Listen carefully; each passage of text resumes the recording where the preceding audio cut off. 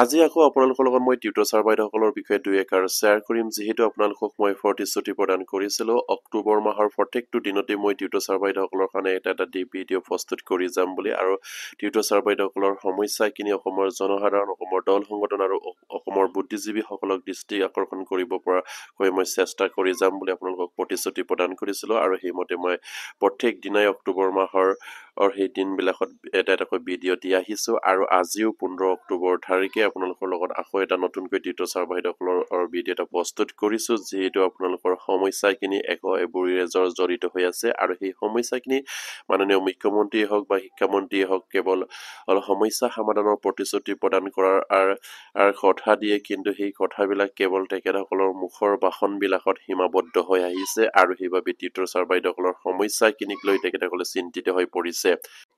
আৰু আমাৰ tutor sir বাইদেউসকলে প্ৰত্যেক দিনেই আশাৰে বাট চাই আছে তেখেতসকলৰ কাৰণে আজি কিবা এটা হ'ব নেকি বা মাননীয় মুখ্যমন্ত্ৰীয়ে বা শিক্ষামন্ত্ৰীয়ে কিবা এটা ঘোষণা কৰিব নেকি বা কিবা এটা অৰ্ডাৰ ওলোৱাব নেকি টিউটৰ ছাৰ বাইদেউসকলৰ বিষয়ে সেই আশাৰে তেখেতসকলৰ জীৱনবিলাক পাৰ হৈ গৈ আছে আৰু প্ৰত্যেক দিনাই সেই আশাত কেৱল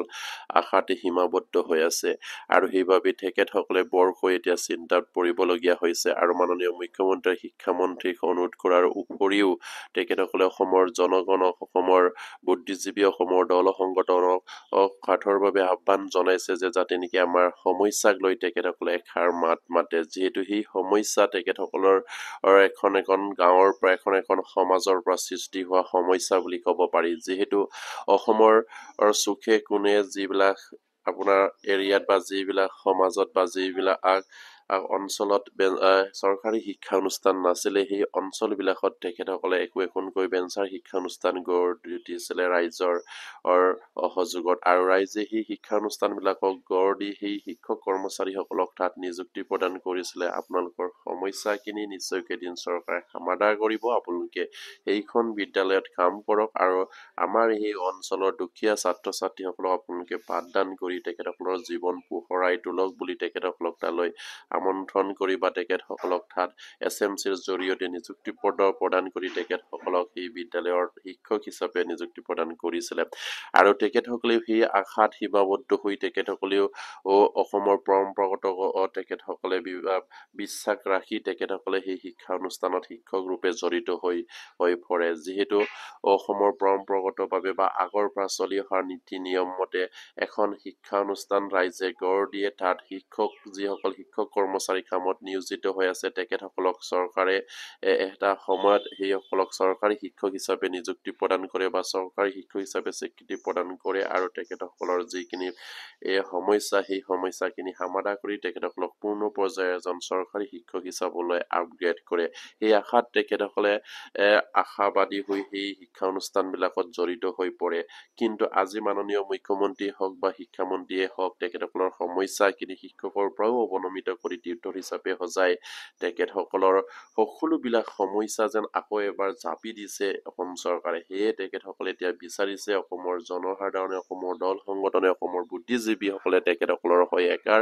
মাত মাতে বা একাৰ মাননীয় মুখ্যমন্ত্ৰী আৰু শিক্ষামন্ত্ৰী বা অসম চৰকাৰক অনুৰোধ জনাই যে আমাৰ সমস্যাখিনি আপোনালোকে সমাধান কৰি দিয়ক বা আমাৰ টিউটৰৰ যিবিলাক সমস্যা আছে সমাজত যিখিনি সমস্যাৰ সৃষ্টি হৈছে সেই সমস্যাৰ ভিতৰত শিক্ষা বিভাগৰ টিউটৰ ছাৰ বাইদেউসকলৰ সেই সমস্যাখিনি যেন তেখেতসকলে সমাধান কৰাৰ এটা ইচ্ছা প্ৰকাশ কৰে সেয়ে অসমৰ দল সংগঠন বা জনসাধাৰণে সেইখিনি অনুৰোধ কৰিবলৈ আমাৰ টিউটৰ ছাৰ বাইদেউসকলে বাৰম্বাৰকৈ অনুৰোধ জনাই আহিছে আৰু নিশ্চয়কৈ আপোনালোকে হয়তো জ্ঞাত যে মাননীয় শিক্ষামন্ত্ৰীগৰাকী টিউটৰ ছাৰ বাইদেউসকলৰ মাজত নিশ্চয়কৈ সিটোৰ পাছত সিটো লগ কৰি তেখেতসকলক প্ৰতিশ্ৰুতি প্ৰদান কৰিছে কিন্তু প্ৰতিশ্ৰুতিবিলাক কেৱল প্ৰতিশ্ৰুতিৰ মাজতে সীমাবদ্ধ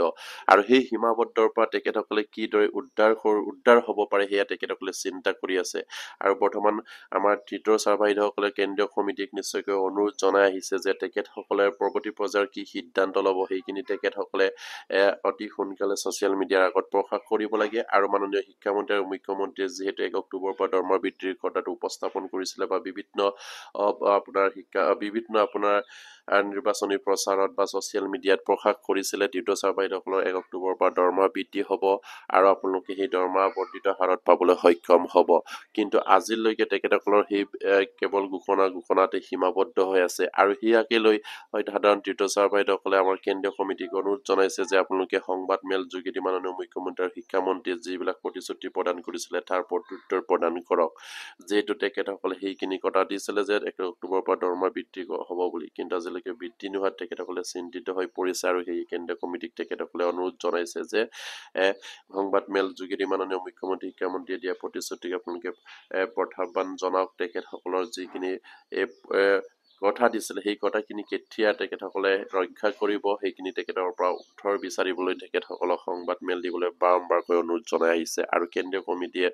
হয়তো এতিয়ালৈকে সংবাদ মেল নিদিয়াটো এটা গুৰুত্বপূৰ্ণ বিষয় বা চিন্তিত হৈ পৰিছে সাধাৰণ টিউটৰ ছাৰ বাইদেউসকলৰ কাৰণে কি আশাত যে টিউটৰ ছাৰ বাইদেউসকলৰ কেন্দ্ৰীয় কমিটি এতিয়ালৈকে সংবাদ মেল দিয়া নাই কাৰণ আজি 15 অক্টোবৰ হ'লহি কিন্তু আজিলৈকে অসম চৰকাৰে বা অসমৰ শিক্ষা বিভাগৰ পৰা কোনো এটা পজিটিভ খবৰ নোলোৱাটো এটা চিন্তিত হৈ পৰিছে আমাৰ সেই টিউটৰ ছাৰ বাইদেউসকলে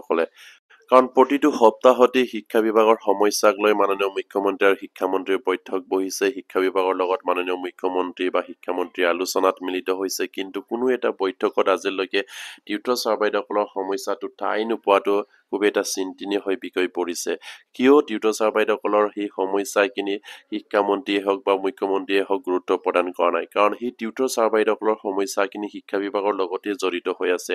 আৰু সেই শিক্ষা বিভাগৰ লগত জড়িত সমস্যাখিনি তেখেতসকলে প্ৰত্যেক সপ্তাহত যদি আলোচনা কৰিব পাৰে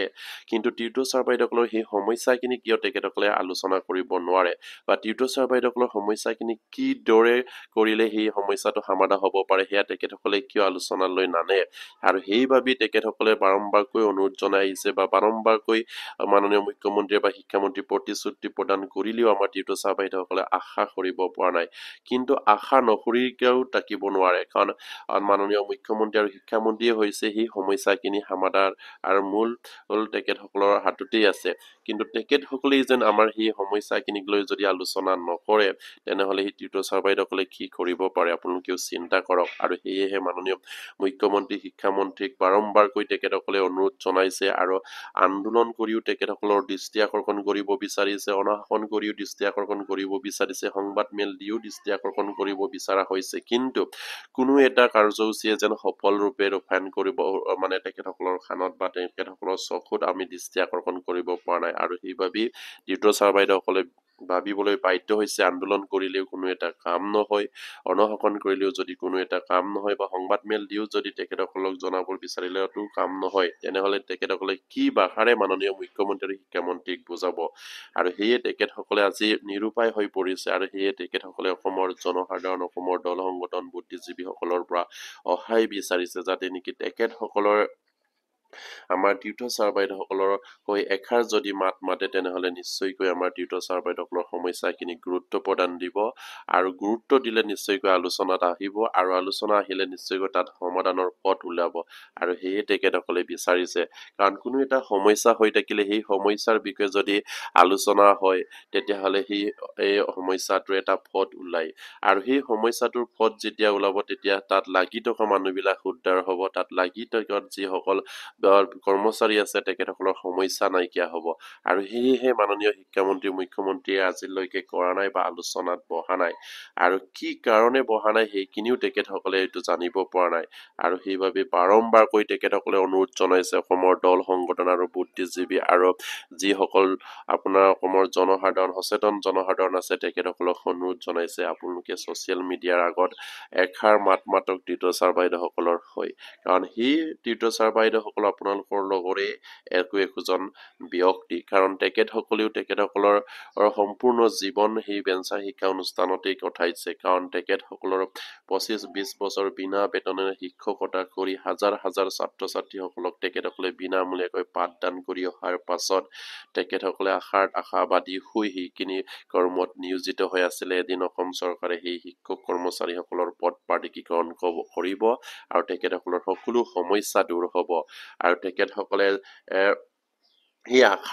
আশাবাদী হৈ সেই শিক্ষানুষ্ঠানত জড়িত হয়, কিন্তু সেই আশাটো কেৱল আশাতে সীমাবদ্ধ হৈ ৰল। মাননীয় মুখ্যমন্ত্ৰী হওক বা শিক্ষামন্ত্ৰী হওক সেইখিনি গুৰুত্ব প্ৰদান কৰা নাই আজিলৈকে, আৰু তেখেতসকলে সেইকাৰণে অসমৰ জনসাধাৰণ, অসমৰ দল সংগঠন, বুদ্ধিজীৱীৰ পৰা বাৰম্বাৰকৈ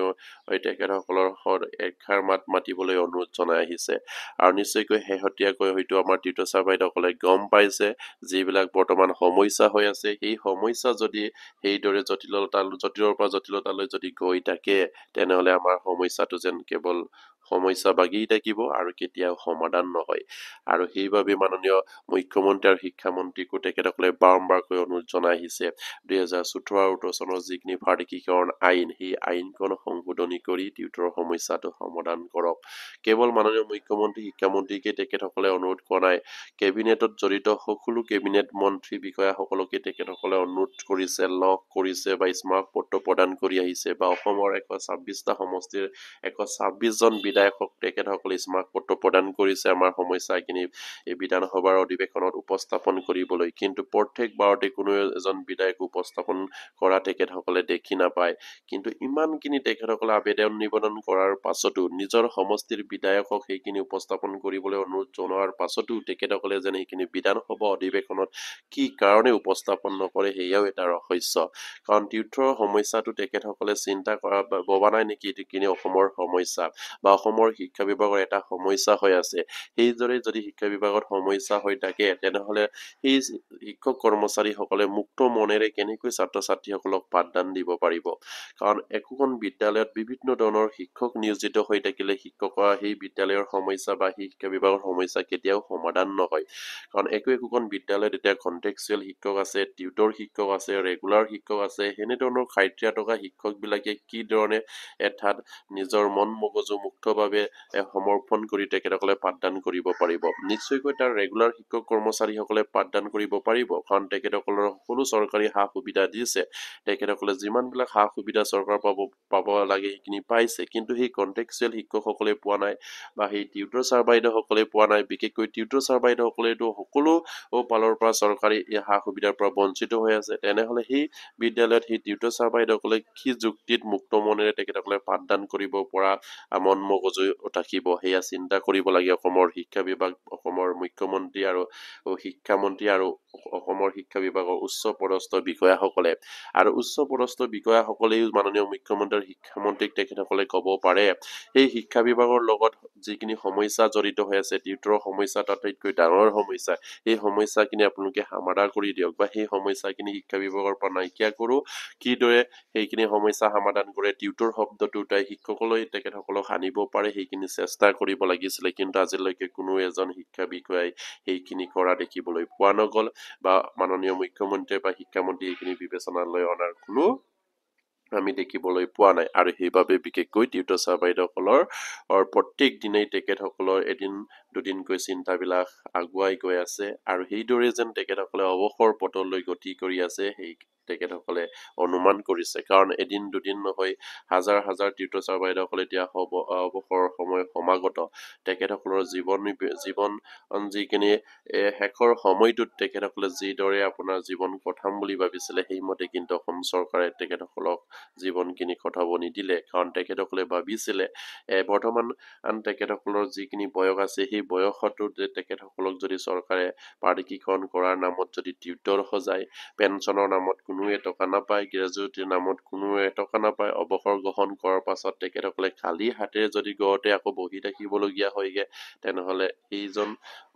কেনেকৈ চৰকাৰী কৰ্মচাৰী হিচাপে বিবেচনা কৰিব? নিশ্চয়কৈ আপোনালোকে এইখিনি জনাটো খুবেই এটা প্ৰয়োজন। কাৰণ সেই টিউটৰ ছাৰ বাইদেউসকলে সামান্য এটা পাৰিটোকি পায়, তেখেতসকলে অৱসৰৰ পাছত না পেঞ্চন পাব, না গ্ৰেজুৱেটি পাব, তেখেতসকলৰ একো নাই।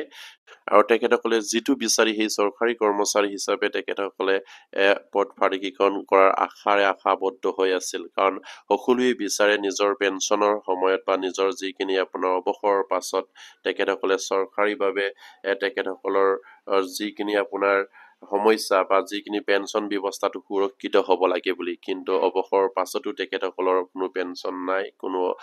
গ্ৰেজুইটি নাই, আৰু তেখেতসকলৰ জীৱন কেনেকৈ সুৰক্ষিত হ'ব অৱসৰৰ পাছত, আৰু সেয়ে তেখেতসকলে চিন্তা বেছিকৈ কৰিবলগীয়া হৈছে। কিন্তু প্ৰত্যেকেই হয়তো জানে যে এজন চৰকাৰী কৰ্মচাৰী যদি হয় তেনেহ'লে তেখেতসকলৰ অৱসৰৰ পাছত জীৱন সুৰক্ষিত অনুভৱ কৰে, কাৰণ তেখেতসকলৰ পেঞ্চন আহিব, তেখেতসকলৰ গ্ৰেজুইটি আহিব, আৰু সেই আশাতে তেখেতসকলৰ জীৱনখিনি পেঞ্চনৰ যিখিনি আপোনাৰ অৱসৰৰ সময় সেইখিনি কঠায়। কিন্তু সেইখিনিও তেখেতসকলক সুবিধা প্ৰদান নকৰিলে অসম চৰকাৰে, আৰু সেয়েহে অসম চৰকাৰ নিশ্চয়কৈ বিবেচনা কৰিব লাগে এই টিউটৰ ছাৰ বাইদেউসকলৰ সকলো সমস্যা সমাধান কৰি তেখেতসকলৰ সকলো সা সুবিধা প্ৰদান কৰিব লাগে। তেখেতসকলৰ গ্ৰেজুইটি, তেখেতসকলক পেঞ্চনৰ ব্যৱস্থা কৰিব লাগে, আৰু সেয়ে তেখেতসকলৰ দীৰ্ঘদিনীয়া দাবী, আৰু সেইখিনি দাবী নিশ্চয়কৈ অসম চৰকাৰে এদিন নহ'লেও এদিন মানিবই লাগিব। তেখেতসকলে হাৰ নামানে, আৰু ইয়াৰ পৰা